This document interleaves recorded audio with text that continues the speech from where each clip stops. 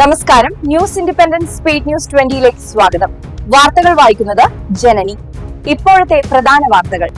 Blue green ആൽഗകളുടെ സാന്നിധ്യത്തെക്കുറിച്ച് മുന്നറിയിപ്പ്. വടക്കൻ അയർലൻഡിൽ 2 ബീച്ചുകളിൽ നീന്തുന്നതിന് നിരോധനം. ഡൌൺഹിൽ, പോർട്ട് സ്റ്റേവാർട്ട് എന്നീ ബീച്ചുകളിലാണ് നിരോധനം ഏർപ്പെടുത്തിയത്. ബ്ലൂ ഗ്രീൻ ആൽഗകളുടെ വ്യാപനത്തിന്റെ പശ്ചാത്തലത്തിലാണ് നിരോധനം. ഐറിഷ് മലയാളികൾക്കിടയിൽ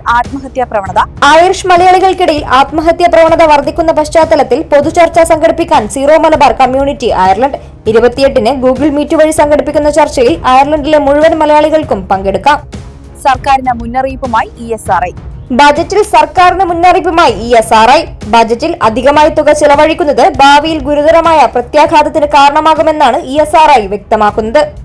ഇസ്രായേലിന്റെ ആക്രമണത്തിൽ ഗാസയിൽ ഒന്നും അവശേഷിക്കുന്നില്ലെന്ന് ഗാസയിൽ നിന്നും രക്ഷപ്പെട്ട് അയർലൻഡിലെത്തിയ ഡോക്ടർ. കെട്ടിടങ്ങളുടെ അവശിഷ്ടങ്ങളല്ലാതെ ഒന്നും അവിടെ കാണാൻ സാധിക്കില്ലെന്നും ഡോക്ടർ മുഹമ്മദ് അബു മുഖൈസി.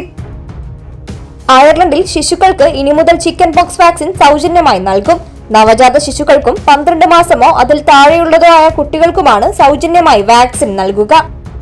അയർലൻഡിനെ ലക്ഷ്യമിട്ട് നീങ്ങിയിരുന്ന ഗബ്രിയേല ചുഴലിക്കാറ്റിന്റെ സഞ്ചാരദിശയിൽ മാറ്റം. കാറ്റിന്റെ ശക്തിയും കുറഞ്ഞു.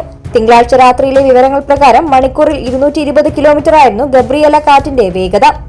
പ്രസിഡന്റ് തിരഞ്ഞെടുപ്പിൽ ശക്തമായ പ്രചാരണം ആരംഭിച്ച് സ്ഥാനാർത്ഥികൾ. ഇടത് സ്വതന്ത്ര സ്ഥാനാർത്ഥി കാതറിൻ കനോലി, ഫിയന്ന ഫീൽഡ് സ്ഥാനാർത്ഥി ജിം ഗാവിൻ, ഫിൻഗെയിൽ സ്ഥാനാർത്ഥി ഹെദർ ഹംഫ്രീസ് എന്നിവരാണ് മത്സരരംഗത്ത് ഉള്ളത്. അയർലൻഡിൽ അഭയം തേടുന്നവരുടെ എണ്ണം വർദ്ധിച്ചു. അയർലൻഡിൽ അഭയം തേടുന്ന അമേരിക്കൻ പൗരന്മാരുടെ എണ്ണം വർദ്ധിക്കുന്നു. ട്രംപ് അധികാരമേറ്റതിന് പിന്നാലെ വലിയ വർധനവാണ് അപേക്ഷകരുടെ എണ്ണത്തിൽ ഉണ്ടായിരിക്കുന്നത്. നവംബർ മുതൽ ഇനി ഡിജിറ്റൽ ബോർഡിംഗ് പാസ്. നവംബർ മുതൽ പൂർണ്ണമായും ഡിജിറ്റൽ ബോർഡിംഗ് പാസിലേക്ക് മാറുമെന്ന് വ്യക്തമാക്കി റയാനെയർ. നവംബർ 12 മുതലായിരിക്കും ഈ പരിഷ്കരണം നിലവിൽ വരിക. വാഷിംഗ്ടൺ ഡിസിയിൽ പുതിയ ഐറിഷ് എംബസി. അമേരിക്കയിലെ വാഷിംഗ്ടൺ ഡിസിയിലെ പുതിയ ഐറിഷ് എംബസി ഉപപ്രധാനമന്ത്രി സൈമൺ ഹാരിസ് ഉദ്ഘാടനം ചെയ്യും.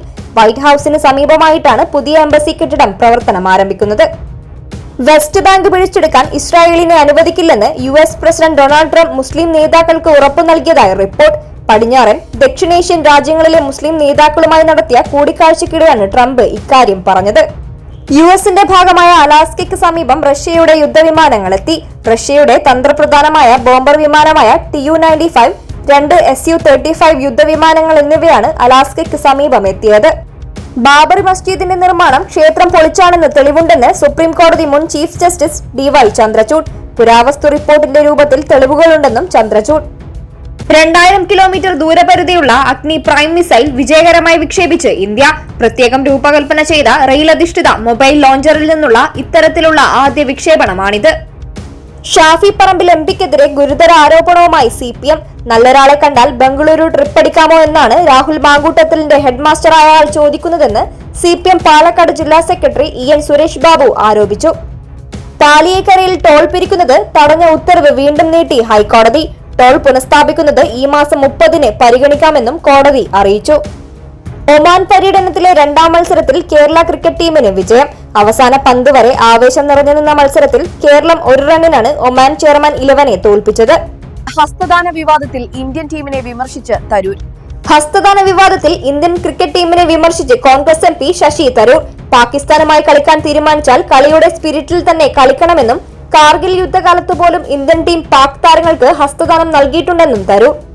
സംസ്ഥാനത്ത് ഇടിമിന്നലോട് കൂടിയ മഴ. സംസ്ഥാനത്ത് പലയിടത്തും ഇടിമിന്നലോട് കൂടിയ മഴയ്ക്ക് സാധ്യത. 40 മുതൽ 50 കിലോമീറ്റർ വരെ വേഗതയിൽ ശക്തമായ കാറ്റിനും സാധ്യതയുണ്ട്. തീവ്രമഴ കണക്കിലെടുത്ത് പത്തനംതിട്ട, ഇടുക്കി ജില്ലകളിൽ ഓറഞ്ച് അലർട്ട് പ്രഖ്യാപിച്ചു. അയർലൻഡിൽ രാത്രികാലങ്ങളിൽ തണുപ്പ്. അയർലൻഡിൽ രാത്രികാലങ്ങളിൽ താപനില കുറയും. ഇന്ന് രാത്രി താപനില 2 ഡിഗ്രി സെൽഷ്യസിലേക്ക് താഴുമെന്ന് കാലാവസ്ഥാ വകുപ്പ് അറിയിച്ചു. വരും ദിവസങ്ങളിലും വൈകുന്നേരങ്ങളിൽ നല്ല തണുപ്പ് രാജ്യത്ത് അനുഭവപ്പെടും. കൂടുതൽ വാർത്തകൾക്കും വീഡിയോകൾക്കുമായി newsindependence.com എന്ന വെബ്സൈറ്റും ന്യൂസ് ഇൻഡിപെൻഡൻസ് ഫേസ്ബുക്ക്, ഇൻസ്റ്റഗ്രാം പേജുകളും വാട്സ്ആപ്പ്, യൂട്യൂബ് ചാനലുകളും സന്ദർശിക്കുക.